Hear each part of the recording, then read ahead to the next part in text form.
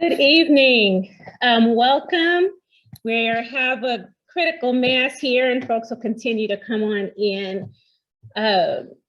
Happy Abortion Provider Appreciation Day. Thanks for joining us tonight to celebrate abortion providers and then also tap into the wisdom of this amazing group of speakers that we've put together today to talk about what's going on at our Arizona legislative session, to tie in the national abortion political landscape and how it connects to what's happening here in Arizona, to ground ourselves in principles of reproductive justice and reclaim our mind, bodies, and spirits so we can continue to do the proactive work that's necessary in our communities. And also, again, just celebrate abortion providers. This event tonight is brought to you by the Desert Star Institute for Family Planning, which was founded in 2017. We provide abortion training to medical students and residents. To date, 16 states and 3 regions of Canada where people have traveled to Desert Star Family Planning from to receive abortion training. We also provide long-acting contraceptives to uninsured people, and we also provide community education and engagement. We have myself as staff and a program assistant, Taylor McDowell, who should be joining us today. Taylor, if you're with us, say hello in the chat. What I wanted to do is provide a link for people to be able to sign a group card and write a special note to abortion providers. This link was created by the team at Instituto, who shared this initially at an event that I was part of on the 8th. And so we want to continue to add to the love. This is the link here. This was also provided to some of you who registered for this panel. So hopefully you've already done this and put your love note to abortion providers in there.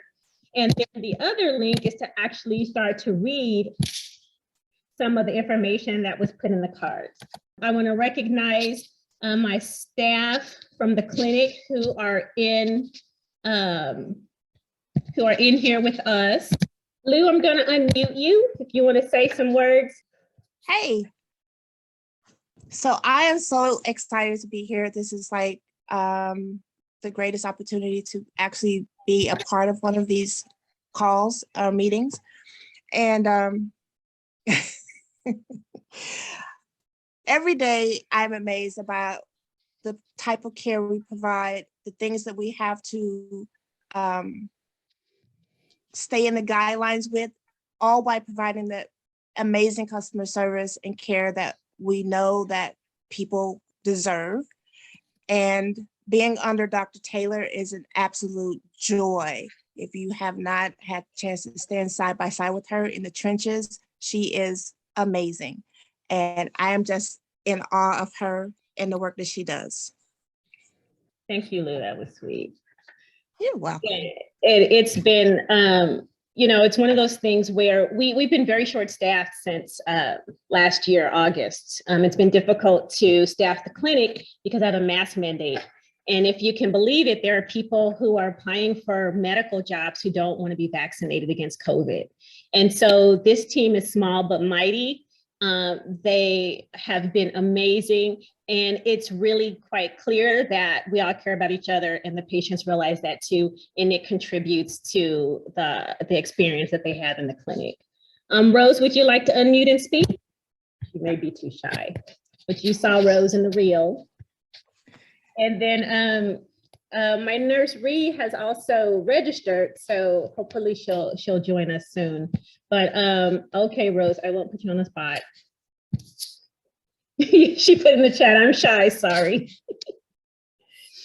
And so, I just, do my best to try to, honor this small team of people who come to work and continue to see the volume of patients that we see with just the handful of us that you saw. What you saw in the reel is who is in the clinic, and we're a small but mighty team, and we get it done. And so let's see what people are writing in the card. I'm going to pull the card up and I'm going to share my screen. And so what it says is, abortion providers are heroes. They help save and change lives every day. Thank you for caring for the community and being an advocate for reproductive justice. We celebrate and appreciate you today and every day. Thank you, abortion providers, for saving and changing lives.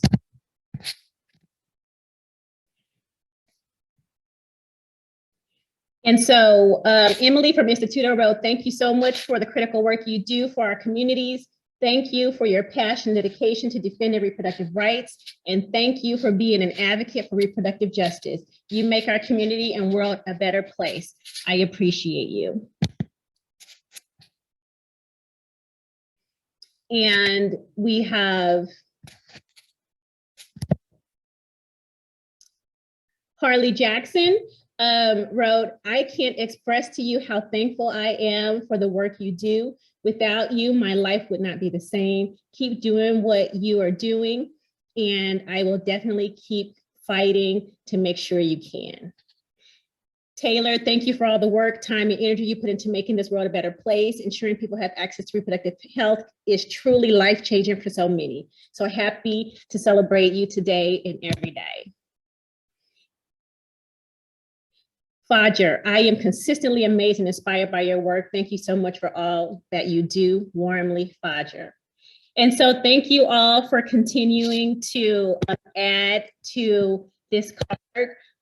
Please do so throughout the evening. I am going to go ahead and move on from this. Before we get into our panel for the evening, I do want to be sure that everyone is aware of who the independent abortion providers are in Arizona.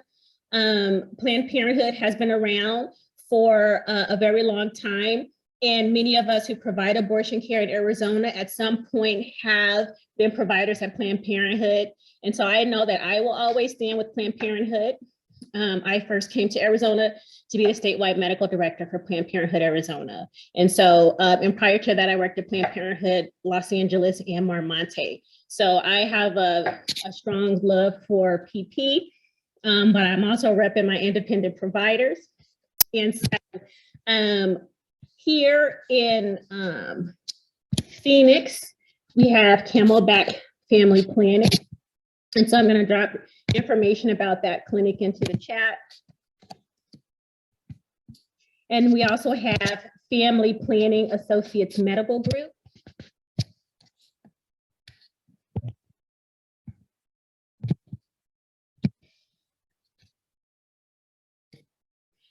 And these two clinics, along with Desert Star Family Planning, are members of the Abortion Care Network. There is another independent clinic, Acacia Women's Center. And then in Tucson, we have Choices Women's Center.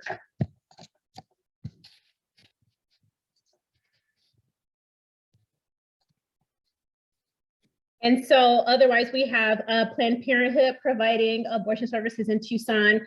We have Planned Parenthood in Central Phoenix. We have Planned Parenthood in Flagstaff as well, providing abortion services for the state. I want to just say thank you guys so much for helping celebrate abortion providers with us tonight. It's been a wonderful celebration throughout the day. And this is a wonderful culmination of a very special day for me and other abortion providers. And so we're going to transition to our speaker intros. And we're going to start off with Representative Melody Hernandez. Hey, hi. So yes, Representative Melody Hernandez. My pronouns are she, her, hers. I I got involved in this fight, first running for office. And for me, it was just understanding that one of the most powerful tools that we use at the legislature is our experiences and how we utilize those to make change. And so for me, that one of those stories has been the one about my personal abortion. And I'll get into that a little bit later, but I do want to give a quick shout out to Dr. Taylor. Years ago, I got my abortion through Planned Parenthood, and I experienced some of the barriers in trying to undergo care. And my best friend actually recommended I go to Dr. Taylor, who kind of helped me finish up that journey. And now we fight for reproductive justice together. So it's been a really, really cool kind of like 180. So I'm really grateful for her and to be in this fight with her.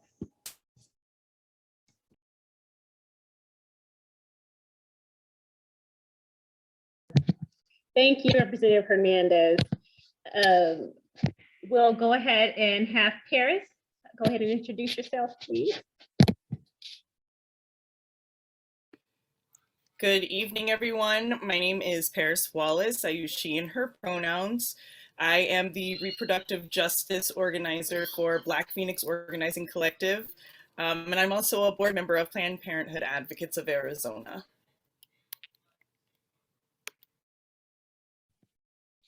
What brought you to this work, Parris? Oh my goodness, I'm sorry. You would think that I knew that. What brought me to this work? Well, I had an abortion about 13 years ago. And I now, or no, I'm sorry. I have a 14-year-old now, so 11 years ago. And I don't know where I would be without the care that was given to me, and that the respect that was shown to me whenever I went in to have my abortion. And reproductive justice has been something that just really sits within my soul. And being a caregiver myself, it just makes me want to continue to fight for everyone. Thank you, Parris. Anjali? Hi, everyone. I'm Anjali Salvador. I use she, her pronouns. I'm policy counsel at the National Institute for Reproductive Health, but I myself am based in Houston, Texas, so it makes me really happy to know that Lilith is on the call, being a kind of a home fund for me.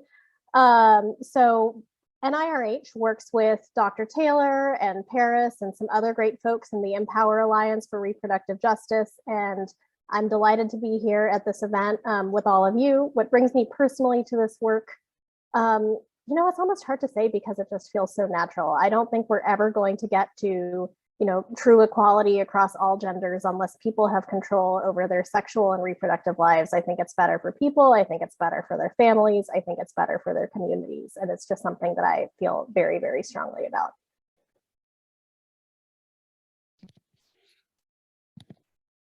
Thank you, Anjali. So Anjali will be giving us an overview of, she's going to kind of give us a high level view of the national landscape, and then we're going to bring it down to how this ties into what's happening here in Arizona. And Anjali will also continue to moderate the panel for us. Great. Can folks see my slides? Great. Okay. So I've already introduced myself, so I don't need to do that. Even though I'm here to talk about policy in the courts, I always like to start with this, the simple fact that everyone loves someone who's had an abortion. I think it's easy to get caught up in political rhetoric, but it's more important to frame this in terms of people. And the fact of the matter is that a lot of people have abortions. In fact, nearly 1 in 4 American women have an abortion by the age of 45. Here are some more stats. These are a few years old, but they're generally still true. I know when I talk to people who are unfamiliar with this work, many of them are surprised that a majority of women who have abortions already have children, or that they identify with a religion. And I just want to note here that you're hearing me talk about women because that's what a lot of our statistics report on. But I do want to acknowledge that, of course, there are trans and non-binary people who need abortion too. And hopefully in the future, we'll have more data that reflects the totality of the people who have abortions. And one final thing that I want to note to set the scene is that abortion is incredibly safe as far as medical procedures go. It's much, much safer than carrying a pregnancy to term. So that's another fact that I want to root us in before we start talking about courts and state restrictions. So for a long time, there was a somewhat uneasy status quo when it came to the Supreme Court landscape. So everyone's heard of Roe v. Wade, the 1973 case that held that access to abortion is a fundamental right guaranteed by the Constitution. Then another important case in 1992, Planned Parenthood versus Casey, created the framework that courts use to analyze state government restrictions of abortion access. That case says that there is a right to abortion until viability, or the point when a fetus can survive outside the womb. However, it also says that states can place restrictions on that right as long as they do not place an undue burden on that right. So technically, Casey is still the framework even to this day. However, the interaction between the application of that framework and the evolution of state policy has changed a lot, and there's a lot of reasons for that. Unfortunately, between Casey and now, courts have become more and more likely to uphold restrictions on abortion. In the last decade, various states have passed over 400 laws restricting access to abortion. These restrictions can look a lot of different ways. They can include targeted restrictions of abortion providers, which are medically unnecessary requirements that make it harder for people to access care. They can also be gestational bans, so 6-week bans or 15-week bans that you may have been hearing about in the news. They can include reason-based bans, for example, bans on seeking abortion because the fetus has Down syndrome. These bans appropriate the language of disability advocacy to police the reasons why people might seek abortions. And you can see from this graphic that in 2020, 29 states demonstrated hostility to abortion rights, a much larger number than the states who demonstrated support.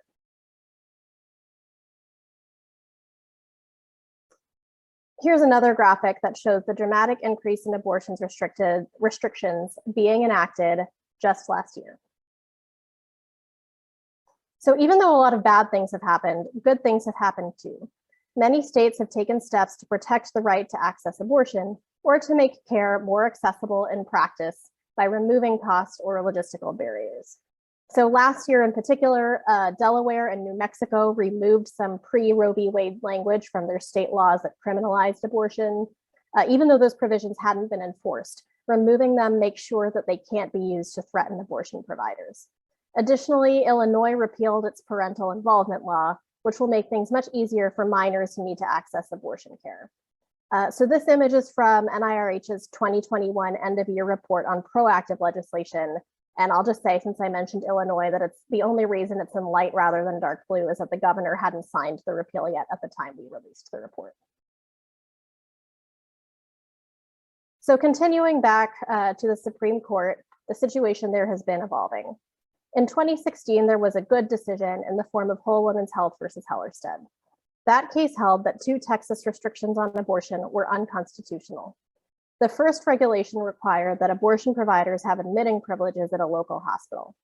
The second one required that abortion facilities meet the same standards as ambulatory surgical centers. However, those regulations ignore the fact that, like I said earlier, abortion is an incredibly safe procedure. And implementing the regulations resulted in the closure of the majority of the clinics in Texas. The Supreme Court ruled that these regulations were unconstitutional using that undue burden framework that I mentioned earlier. It said that part of the analysis has to include looking at whether laws are actually beneficial to people seeking abortions and what the practical consequences of implementing them would be. I'm going into a lot of detail about that because the Supreme Court considered virtually identical regulations out of Louisiana in June Medical versus Russo. But between those 2 cases, Justices Gorsuch and Kavanaugh were added to the Supreme Court.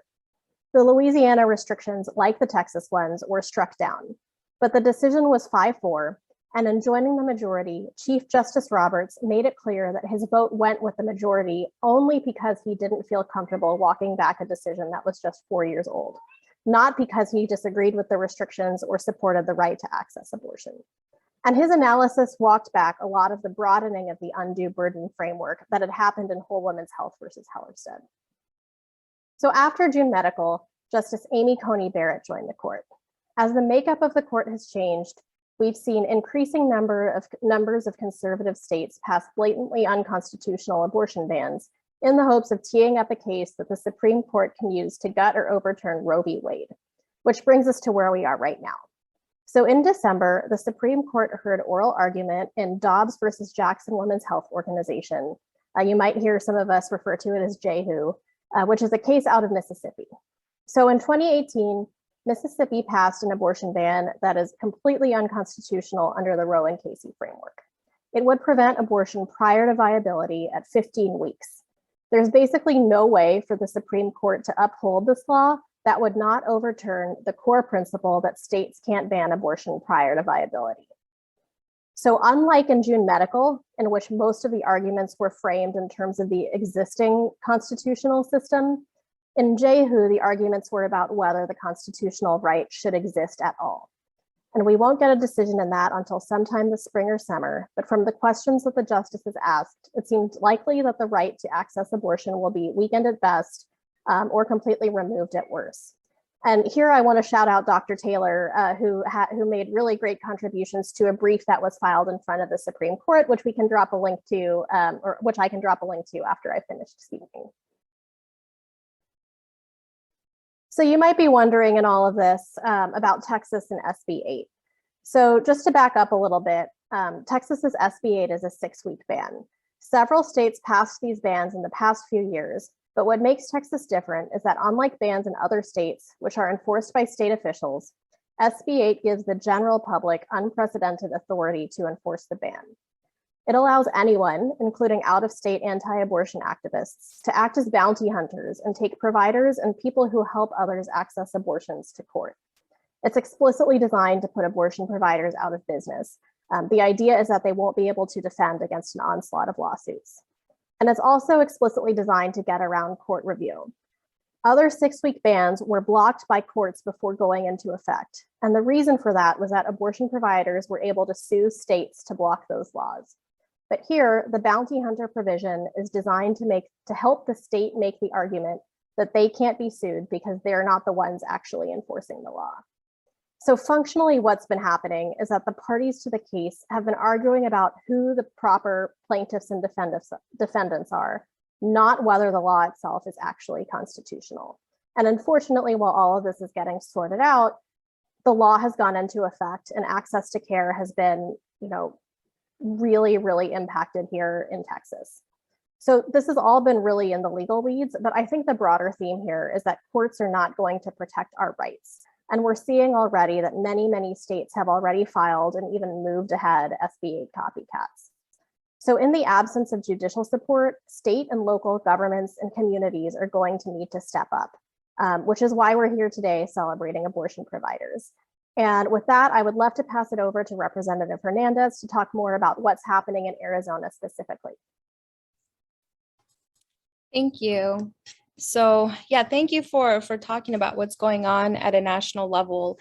Part of what we do at the local level can obviously kind of trigger that national movement to stop or to prevent us from utilizing our constitutional rights. And part of the reason Arizona can be a hot button for these issues is because we currently have a slim majority in the legislature and a governor who overall believes in stripping away our rights to an abortion. They even have a couple of anti-abortion law in the books. So if Roe v. Wade were to be overturned today, those laws could start being, they could be in full effect.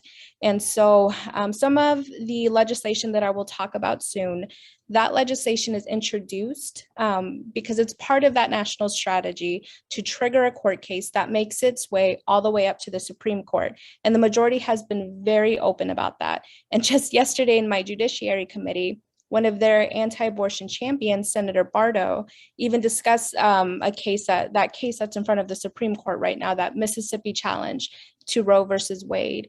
And like they said, it's a 15-week abortion ban.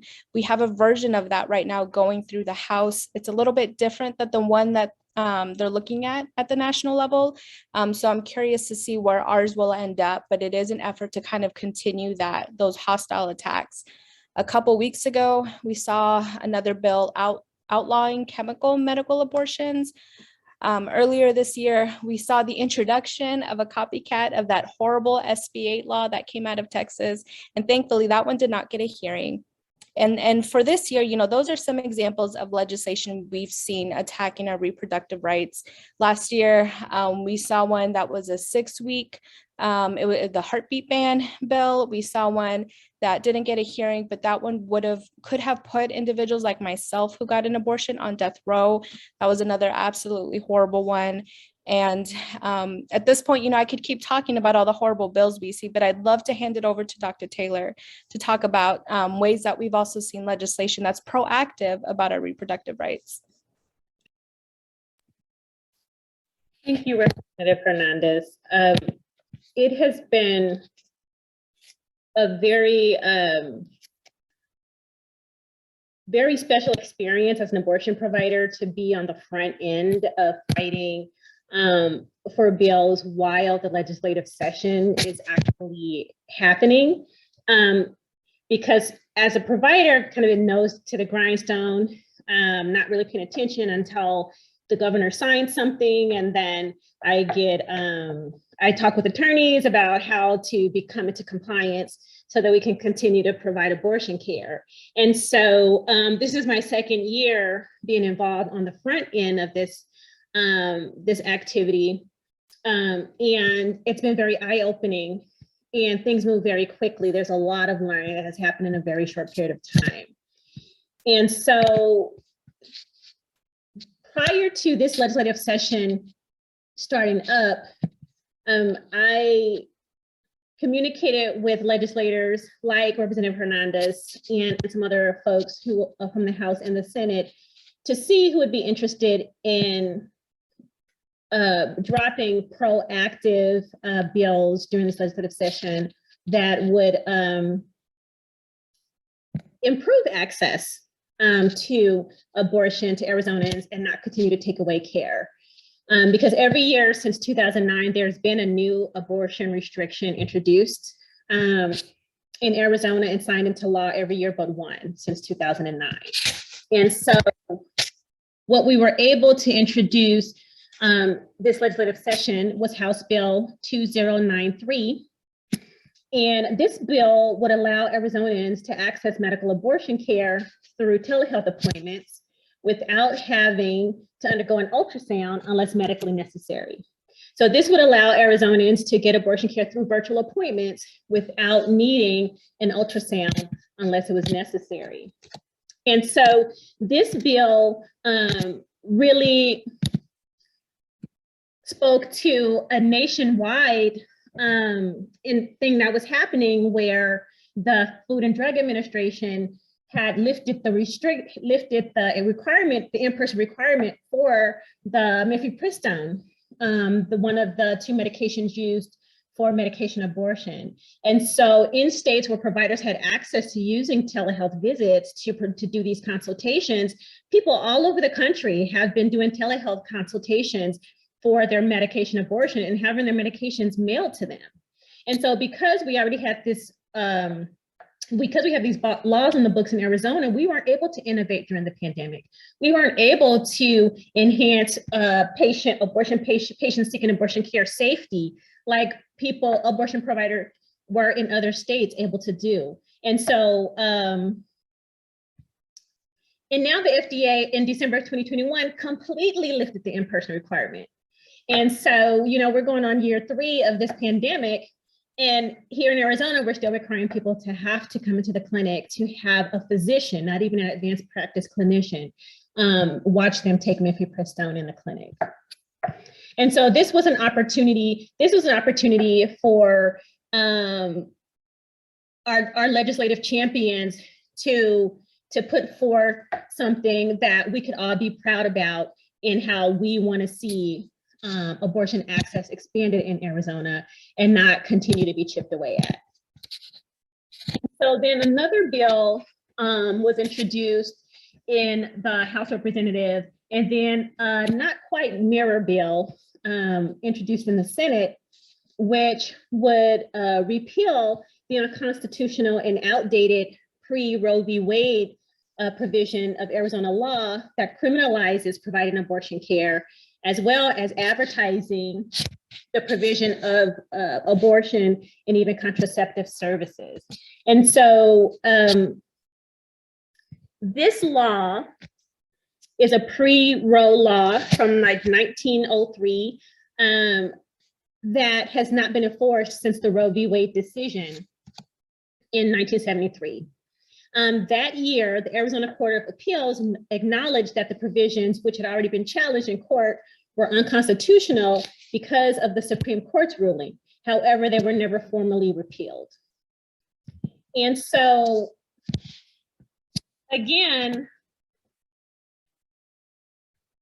CRR has this really good, I think it's CRR, Center for Reproductive Rights, that has this really good interactive map that shows like which states across the country would make abortion illegal based on Roe v. Wade being overturned.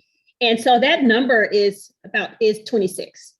And so that number means that there are some states that have trigger bans, meaning Roe v. Wade is overturned, abortion is restricted immediately. And then there are places like our state that have these pre-Roe criminalization laws on the books. And so it's really important that Arizonans understand that what's at stake here. We don't get a lot of press around these things, and advocates know, but our community is still in the dark about the potential consequences that we can face from a national court case that's going on that people may not be paying attention to because they're going on and living their lives and not thinking about it.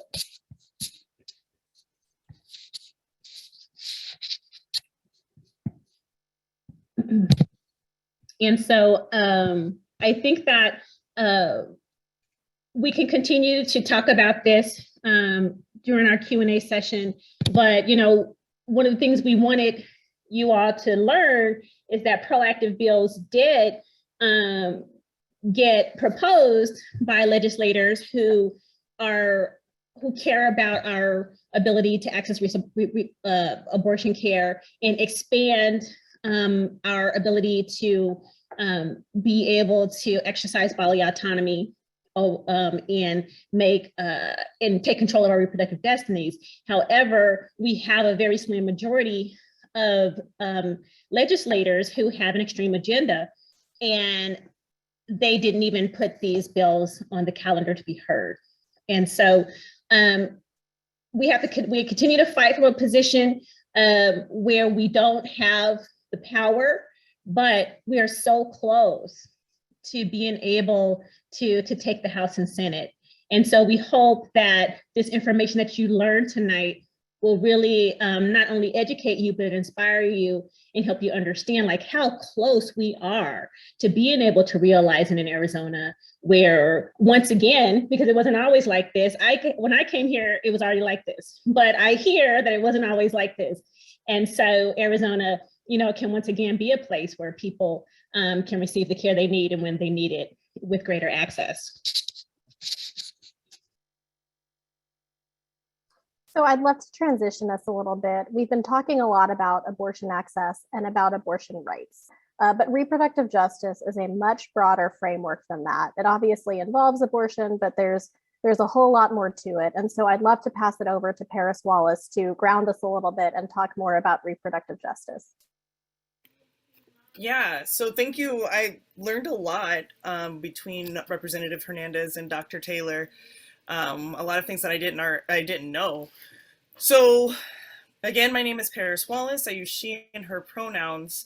I think reproductive justice, the work that we do at Black Phoenix Organizing Collective, comes from a place of policing. You know, we have been, Black and brown bodies have been policed since the beginning of the beginning, right? And so what we're doing is, you know, responding to that, you know, generational trauma that we've been feeling, right? And the contemporary violence that goes along with that. And what we do as an organization and as a reproductive justice organizer, right? There's collective practices that we have that restore, you know, restore us to ourselves. And I think, yeah, I think doing that through a healing justice lens and understanding that political strategy, right? We heard about the politics of it all. But what we do is we look at the individual and then look at the policy. And then we go from there, right? We work directly with the community and move at the community's pace. Yeah, I think reproductive justice, and I think of like intersectional approach, you know, of the framework of the reproductive justice framework, right? And centering marginalized voices. And like I said, it all goes back for us, you know, as we work to address the anti-Black violence and create gender autonomous spaces, right? We're intentional about amplifying the particular experiences of racial, economic, state, interpersonal violence that Black women, queer, fat, trans, gender nonconforming, intersex, disabled, elders face, right? And so as an organization, we're moving towards abolishing the harmful practices and decolonizing our bodies. You know, we're creating a space for us to go back to us, for us to go back to what we have been doing since the beginning of the beginning. We've been caring for one another. I've assisted in births and not even realized it before I even got into reproductive justice work, right? Being a caregiver, caring for someone that's pregnant, caring for someone that's not pregnant, that's all built into reproductive justice. And like knowing that there is that space being cultivated and created by dreamers like me.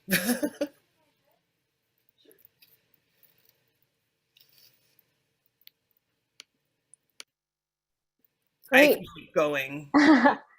I mean, you're welcome to. We do have a bit of time, but if you like, we can keep moving forward. Okay. So we've heard a little bit about the national landscape. We've heard some about the state landscape, and we've been grounded in the principles of reproductive justice. So now I'd like to throw it back to Dr. Taylor to bring it all back together and talk about the actual impact of all of this on the ground in her clinic and with patients.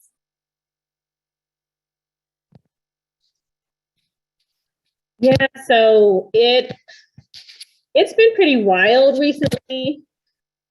There has been this fever pitch of people, and a lot of it is in response to what's going on in Texas because patients are talking about it, but just the overall just feeling that, you know, this is a moment, and it's already a very difficult time to be alive. Again, going on the third year of a pandemic that we all thought we'd be able to get a handle on fairly quickly. And that is exacting a strain on people's lives at baseline. And then you have people who then become pregnant, and they are not only weighing the decision of, you know, was I ready to become a parent, or was I ready to add to my family under like the best circumstances? And now they're making these decisions in the midst of what's going on today with loss of life, loss of jobs, loss of assets, because people are now having to really stretch their resources going into a third year of uncertainty. And so people are stressed out, people are angry. I would say several times a week, somebody's cursing my receptionist out about the hoops they have to jump through to be able to have an abortion in our state. And I often have to huddle everybody up and we remind each other that folks are just living their lives. They're not thinking about the fact that one day they may need an abortion. However, as advocates, we must figure out how we can get the most impacted communities activated to start to make a difference in our state and local policies to sustain and expand their access to essential reproductive health care, which includes abortion. And so one thing that I like to talk with advocates about is the GOP does not have the license to use the word family.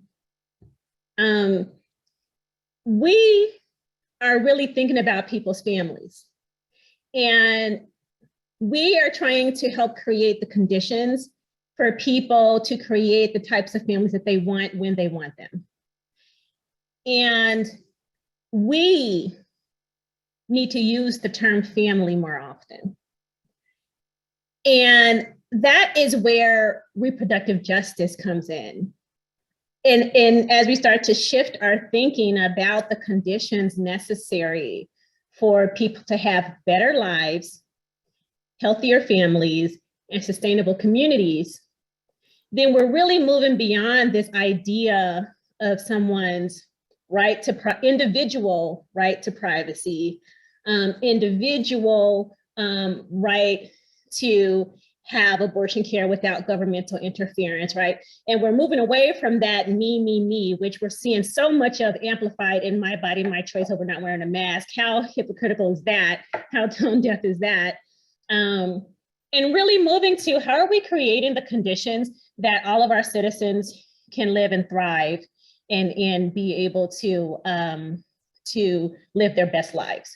And so I always, when I'm having these discussions, I always like to ground people in 3 frameworks.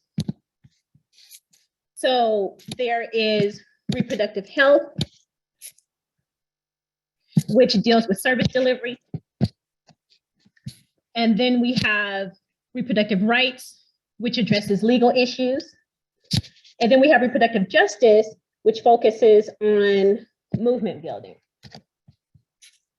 And although these are distinct frameworks in relation to their approaches, together they provide a comprehensive solution. Ultimately, as in any movement, all 3 components, service, advocacy, and organizing. So these are the ways that we began to address reproductive oppression. And as you can see in each of these frameworks, I think each of us can find our lane, right, in how we can start to interact in this system to try to move the needle a bit you know, we're using the term about reproductive freedom. And again, freedom has become a dirty word, like how abortion has become a dirty word in today's times, how people are using that. But ultimately, you know, we want people to have the conditions necessary. I think that's the way we need to really be looking at this, have the conditions necessary to be able to make the decisions that are right for them and within the context of their lives, their families, and their community.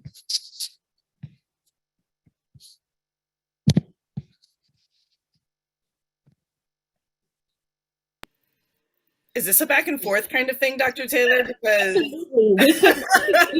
We can absolutely go back and forth right now. We have time. It felt, no, I was just, what you were talking about is like super real. And like, as a community organizer, it's my duty to talk with community members, to have these destigmatizing conversations, and to get uncomfortable with community. And that's all reproductive justice community organizing looks like, is having those conversations. Absolutely. And so I want to share with everyone that part of the work that we are doing at the community level. Oh, great. Anjali dropped the What If Roe Fail interactive map into the chat. If you have not seen this, it will really blow your mind to see how the world can look, would start to look post-Roe. And again, the average person doesn't quite understand what Roe v. Wade means. And so as we are moving forward, and as we're talking about how we continue to talk about abortion, we really are going to need to look at this from a reproductive justice lens and an intersectional lens, and really have a new narrative and a new language and a new vernacular that we're using. Because what we did before has gotten us to where we are. And we all talk about the definition of insanity, right? Doing the same thing over and over again and expecting a different result. And so this year, a group of Black-led organizations got together and formed the Empower Alliance for Reproductive Justice. And those organizations are Desert Star Institute for Family Planning, the Rooted Doula Collective, Black Phoenix Organizing Collective, Black Political Cultivation Arizona, Arizona Birth Workers of Color, and Black Lives Matter Phoenix Metro.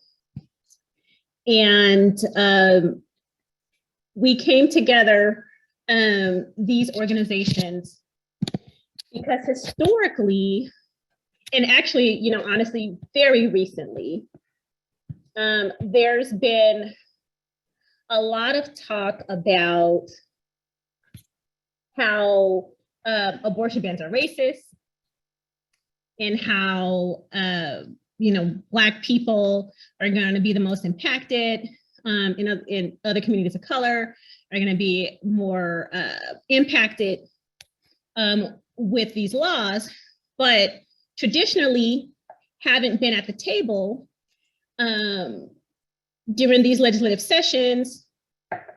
Voices have not traditionally been heard to impact the way advocates move through and try to fight these bills, or even informing and writing proactive strategy to help improve the lives of the people who we know are most impacted when these terrible laws are passed restricting abortion.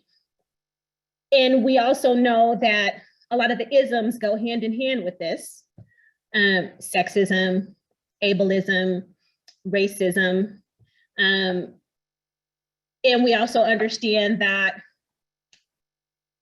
people's economic situation matters. We also know that the environment matters. And so why are we continuing to move in silos, trying to create solutions?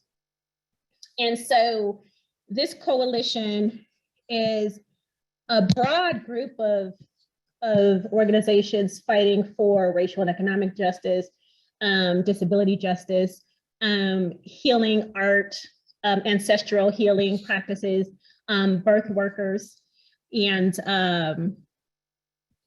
And it's just been a beautiful thing to bring together.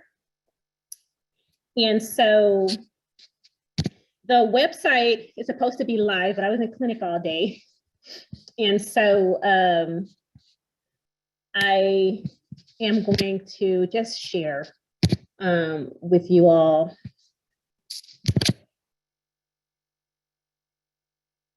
this beautiful thing that we're doing together with Black-led organizations.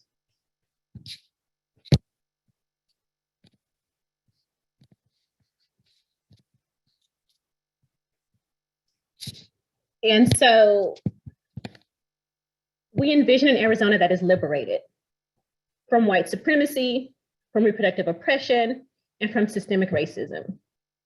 We begin to materialize this vision by responding to generational trauma and contemporary violence with emergent collective practices that restore and grow our bodies, minds, and spirits. Through the intersectional approach of the reproductive justice framework, we lead and receive the guidance of our communities and build power. We will utilize strong relationships with local organizers, allies, and volunteers to create a collaborative movement toward an Arizona empowered to exercise autonomy over our bodies and lives. And in our follow-up email to this webinar, we'll include the link to the live site once it's launched. So you guys can go in and learn more about the organizations.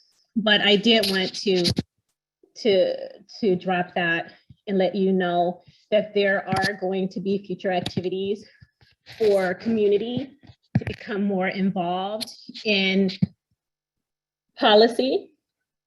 We've come to a point in time where we can't just say we're not political, like we don't do politics. Our lives are at stake. And so, and what we do know is community activism and grassroots activism works. Think about how President Obama got elected. Think about how Stacey Abrams almost became governor of Georgia. And we see how community members educate each other and pull each other to the polls. This is an election year. And so we have an opportunity to let our legislators know, you know, who we are and that they're supposed to be serving our interests. 8 in 10 Arizonans believe that abortion should be legal. So why do we have these representatives continuing to try to take it away from us?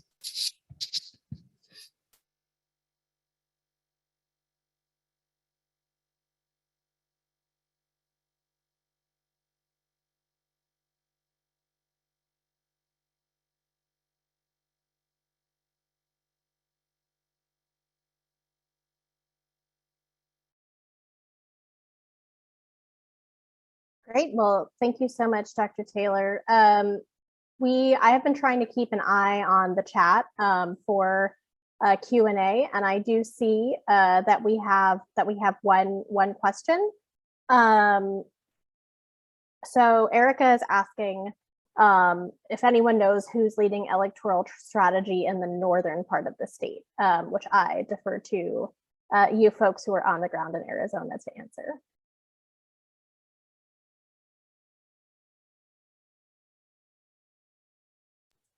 I gotta say, I'm not sure if anyone else can speak to this more, but I mean, we have different political organizations who are trying to, I'm not sure what candidates are running in that area now with all of the redistricting that's happened. But I know we have groups like ADLCC and unions and other organizations trying to work towards getting a Democratic majority. And what's difficult about like Representative Black, he's running for Congress. So I'm not sure who's running to take his open seat. But I'm not sure if Parris or Dr. Taylor know of any other like specific efforts. But I just know that people are putting boots to the ground and trying to turn out folks to vote for any of the Democrats that are running in that area, and specifically Democrats that support reproductive health care. And I'm also happy to kind of address Erica's first part of the question. If that's all right. I guess it's not really a question, but about the state being closer to possible change. I think that has a lot to do with how we're kind of changing the narrative. I wanted to address it earlier, but for me, one of the best tools that we can utilize is just reframing how we talk about things. And so abortion, I think, has always been a very taboo subject. Reproductive health care too can be really taboo for people, but we've seen a lot of success in how we talk about those and how we normalize reproductive health care as a whole. For me, one thing that I've really been focusing on is talking about it's about changing the narrative to not necessarily be about defending our abortion rights, but about making it one about how, we uplift our communities and how we need to provide resources and ways for us to be able to feel comfortable with starting a family. It's also about talking about what other medical situations exist that would require an abortion, about how it can be life-saving, about how it can be used for miscarriage treatment, about how it can be a way for someone to get justice when someone becomes pregnant following sexual assault, and about how freeing it can be when someone simply does not desire to be pregnant, which is a very valid reason. So it's about expanding on it and making it less taboo. And thankfully, we saw success with that, especially with the miscarriage treatment argument and the life-saving argument, because we were able to successfully stop with bipartisan support. I think it was 3 or 4 Republicans who voted with us. We were able to stop that House bill that would have outlawed, chemical abortions. And the only argument that was made was by a Republican, and she talked about how this abortion medication, how it's used to manage miscarriages, and about how it can be life-saving. And those were talking points that we had pushed in committee and that we had pushed behind closed doors. And so that's why I think that's part of the reason why I think Dr. Taylor talks about how, there's possible change, because we're making abortion less taboo. Most Americans and Arizonans support the right to choose. And it's just about normalizing it for those who still disagree with us. And I'm hopeful that even if we have a Republican majority, we can still try to find Republicans who support reproductive health care as a whole. Obviously, I would still love to have a Democratic majority. It makes our fight a little bit easier, but just to address that first point. Thank you so much, Representative Hernandez. And we have another question in the chat, but before we move to that, I just want to back up what Representative Hernandez was saying. NIRH worked with some folks on the ground to do polling in Arizona not too long ago in advance of 2020 campaigns. And the polling found that 64% of the Arizona electorate believes that abortion should be legal in all or most cases. And an even higher number believe that decisions about abortion in Arizona should be made by patients in consultation with their providers. So that's a framing that gets even more support. So I think, there are definitely some people who regard it as taboo, but I also think there's a lot of people for whom it's just a reality and who really support access to care. And we shouldn't, I think there's people who can be fearful to enter into conversations about abortion. And I find it helpful, at least personally, to know that there are many more people with us than are against us, even if it doesn't always feel that way from reading the news. So I also want to address Taylor's question, which just came in the Q&A. It says, I would love to hear any of the speakers address access, rural Arizona access.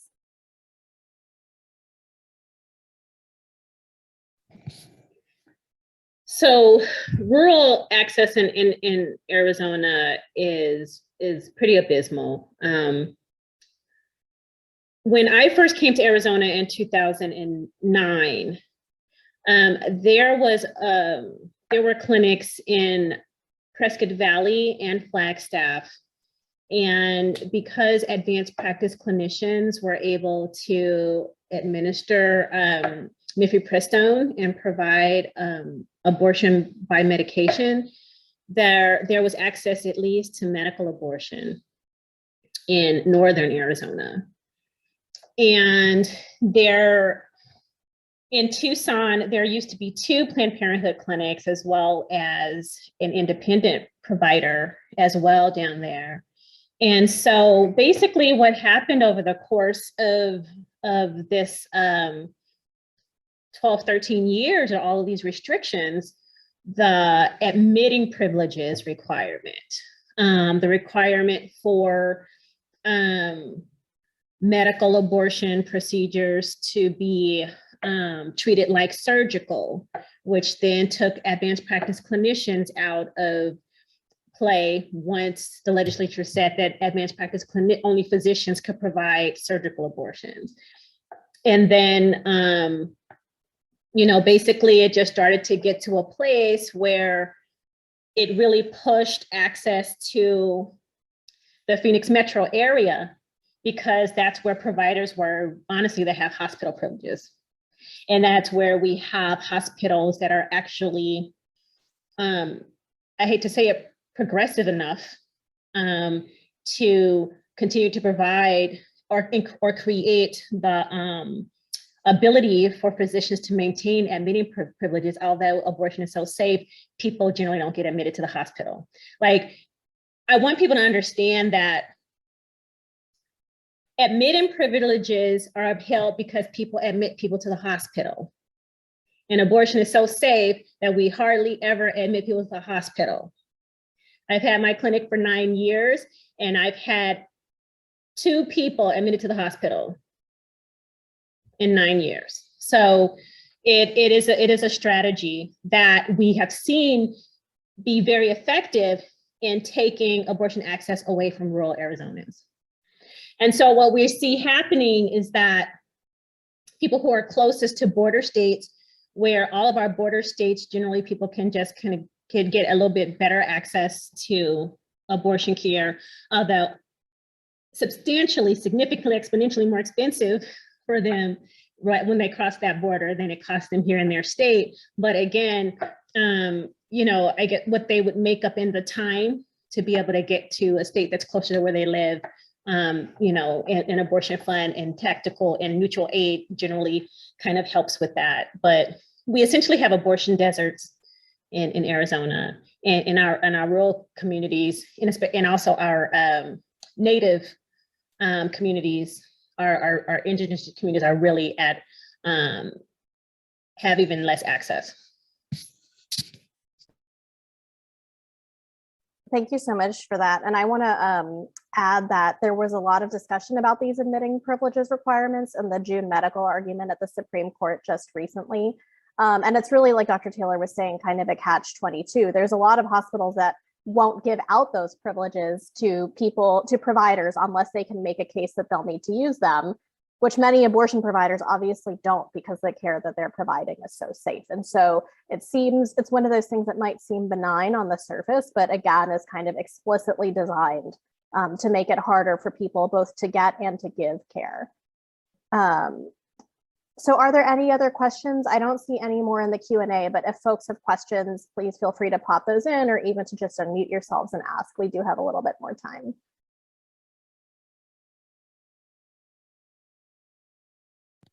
I want to share that I saw my nurse join a while back, and she's still with us. Ree, I'm going to ask you to unmute yourself and speak.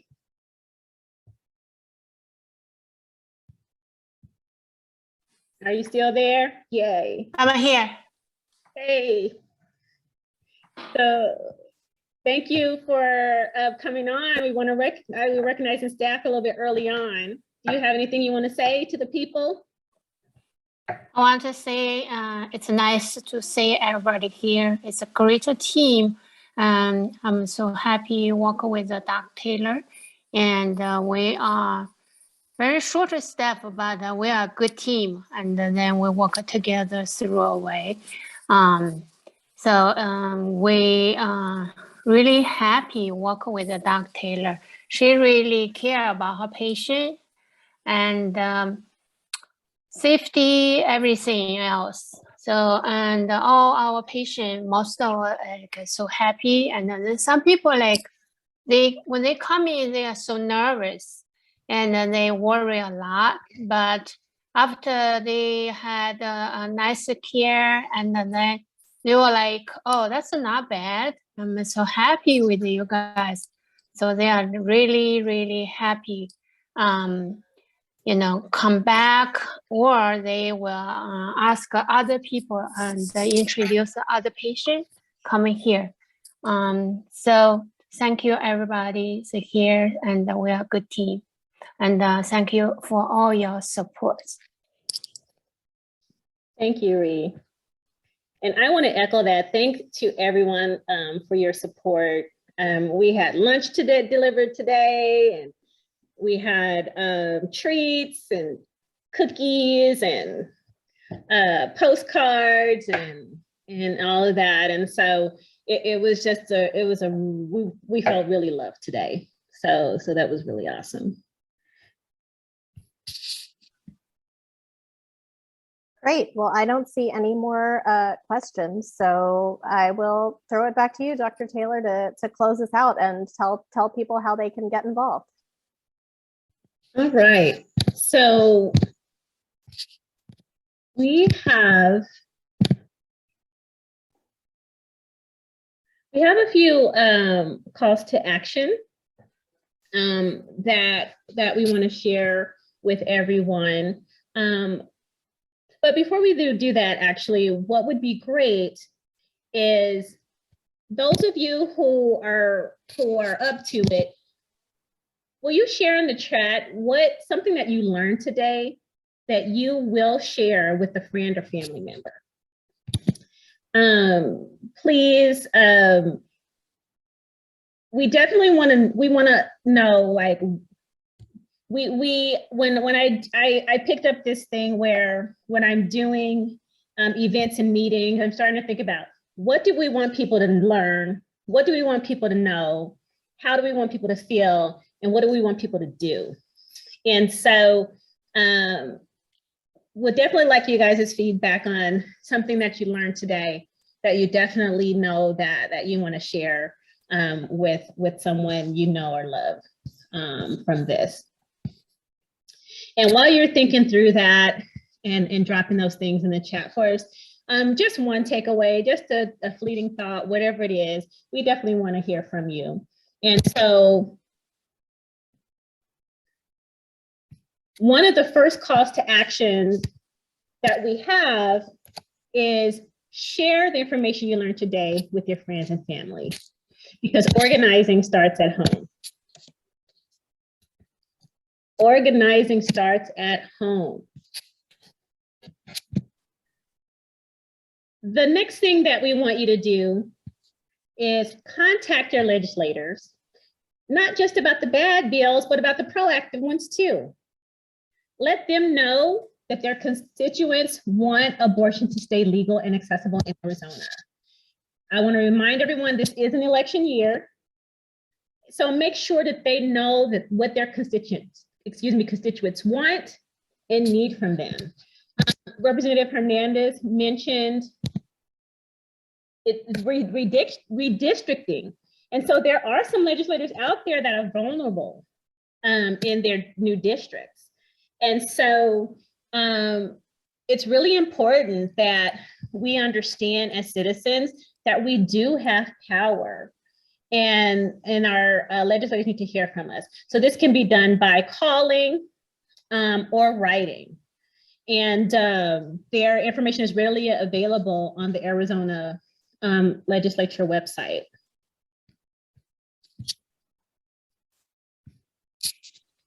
Another thing that if you want to go up another level, so there's levels to this, right? So talk to your family and friends. Now you want to talk to your legislators.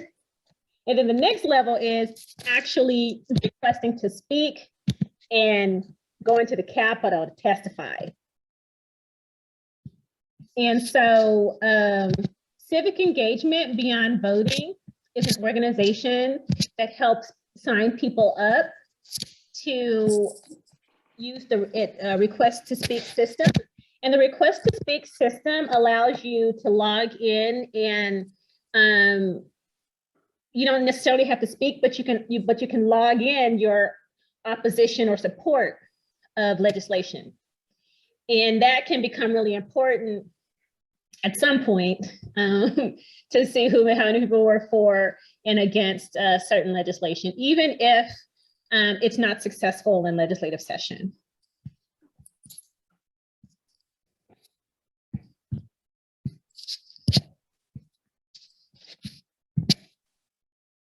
And another thing you can do, as it is Abortion Provider Appreciation Day, is support independent abortion providers. Donate to Keep Our Clinics to help independent abortion providers get the financial resources they need to continue providing. Keep Our Clinics is a fundraiser that's housed by the Abortion Care Network. And my clinic has received financial support from that fund. 100% of what's raised goes to independent abortion providers. The Abortion Care Network takes on the cost of administering the fund and the staff who fundraise for it. So that is not taken from the money that's raised through this fundraiser. And then contributing to pregnant people who are seeking abortion care. So the mutual aid. And so you can donate to our Abortion Fund of Arizona and also our Tucson Abortion Support Collective. And so I dropped the links for them. So the Abortion Fund and Tucson Abortion Support Collective do provide funding, but they also help with other tactical support like rides, helping people figure out hotels who have to travel up from, who are outside of the Phoenix metro area.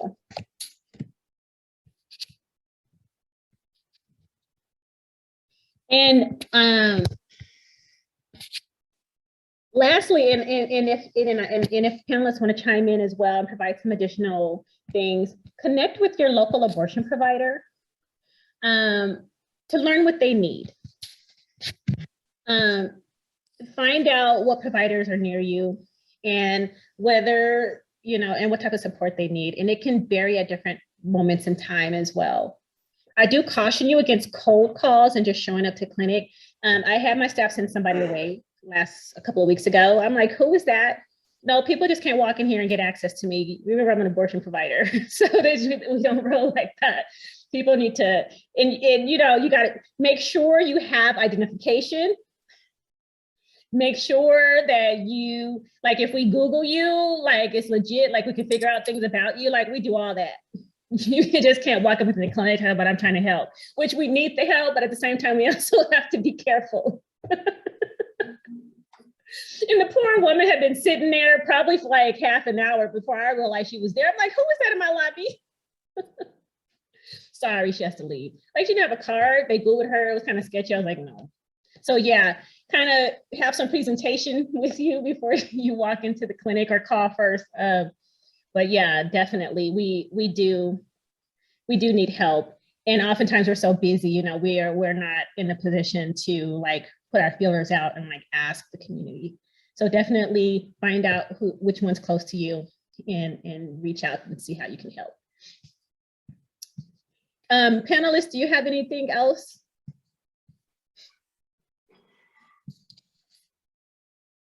No, thank you so much for this panel. Thank you to the other panelists. I will say, obviously today is Abortion Provider Appreciation Day, but it happens every year. So you have a year to think about before the next one, how you can show up to support abortion providers, whether it's encouraging your city to pass a proclamation or resolution, or all of the things that Dr. Taylor just mentioned. There are just so many great ways to show up and support the cause.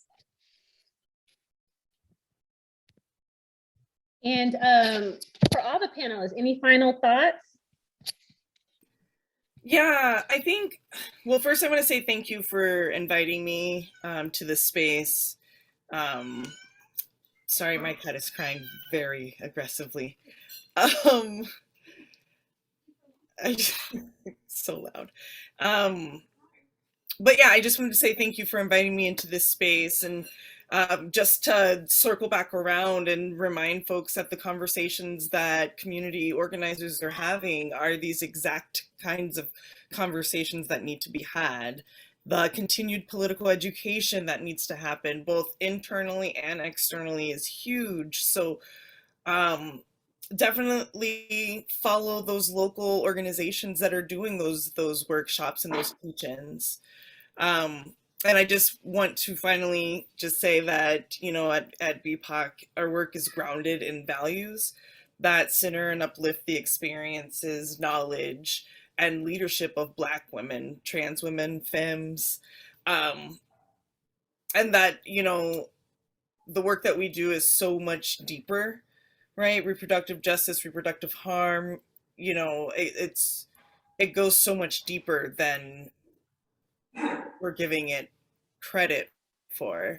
But yeah, I just wanted to say thank you and all of those other things I said. I also would love to say thank you for inviting me to this panel. These kinds of conversations are always re-energizing and remind me of why we're all a part of this movement. My biggest piece of advice is to keep showing up every single day, and please rest whenever it becomes very taxing, because I even have those days. As soon as I finished up yesterday, I went and I slept maybe 13 hours. I was so exhausted, but as long as you keep showing up, there's a place for everyone in this movement. There's always going to be many different ways to fight back. Always find what fits best for you, what feels right for you, and keep pushing back how you feel comfortable, but never stop showing up. And I think that's the most important thing we can all do. And I think Anjali said it most powerfully earlier, is that no matter how hard it seems, there are always more of us than there are of them. And to always remember that, that a majority of people feel the way that we do. It's just about making sure that that message continues to carry, and making sure that we're electing people, like as Dr. Taylor says, it's an election year, that we're electing people who truly support reproductive health care. And yeah, I'll leave it at that. Hand it back to Anjali or Dr. Taylor to wrap it up for us. I do want to acknowledge a couple of things that people shared in the chat that they learned that they will share with a loved one or friend. Shantae mentioned that I have learned that there are resources to help empower reproductive rights, and I shall be sharing this information as a full spectrum doula, now having specific community resources. Excellent, thank you, Shantae. And then Erica wrote, I will be sharing info about the Empower Collective with my AZ fam across the state so they can support you all and give you their money. Yes, we do have a live donation link. And so actually, let's see here, I will go ahead and drop that. And then again, in our follow-up, we'll have the information that was put into the chat, we'll have in the document for you. And also the additional information related to the Empire Alliance, so you guys can check us out. And we are on time, y'all. We plan to finish up around 7:25, and we did that. And I just want to give a great thank you to all of you who said yes. I started thinking about this, and I started thinking about who would be a great combination here. You know, we can have talks about similar ideas, but the conversation differs based on the combination of people who are talking about it. And so I want to thank you guys for showing up as well, and for being the amazing people that you are, and all the work that you do. And with that, we will go ahead and say good night. Everyone have a wonderful rest of your evening and week, and hopefully the weekend brings rest. Everybody, goodbye.